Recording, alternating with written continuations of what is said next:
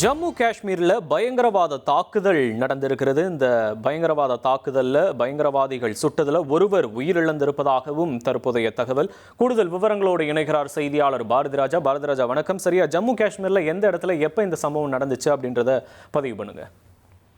ஜம்மு காஷ்மீர் தெற்கு காஷ்மீர் பகுதியில் குல்காம் மாவட்டம் கெல்லம் அப்படின்ற பகுதியில இந்த சம்பவமானது நடந்திருக்குது.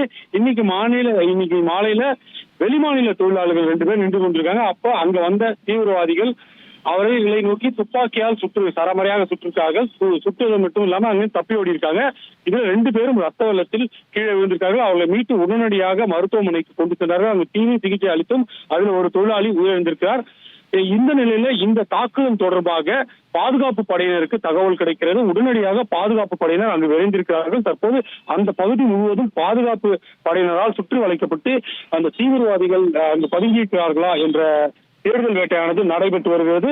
ஒட்டுமொத்தத்துல இந்த காஷ்மீர்ல நடந்திருக்கிற இந்த திடீர் தாக்குதல் சம்பவம் அப்படின்றது பெரும் பரபரப்பை ஏற்படுத்தியிருக்கிறது. அதுவும் தீவிரவாத தாக்குதல் அப்படின்ற கோணத்துல இது இருக்கிறதுனால மேலும் அச்சமடையும் சூழல் இருப்பதால அங்கு 163 அதாவது 144 தடை உத்தரவு அப்படின்றது அமல்படுத்தப்பட்டிருக்கிறது.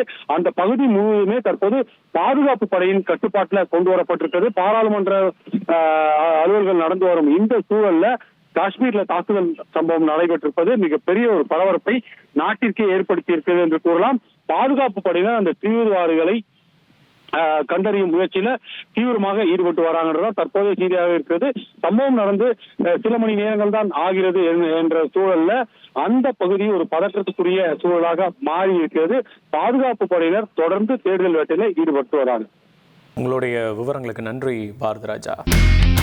இனி செல்லும் இடமெல்லாம் செய்தி. தந்தை டிவியின் வாட்ஸ்அப் சேனலை ஃபாலோ பண்ணினா செல்ல இருக்கும் இடமெல்லாம் செய்தி. இதோ QR கோட் இப்பவே ஸ்கேன் பண்ணுங்க, ஃபாலோ பண்ணுங்க.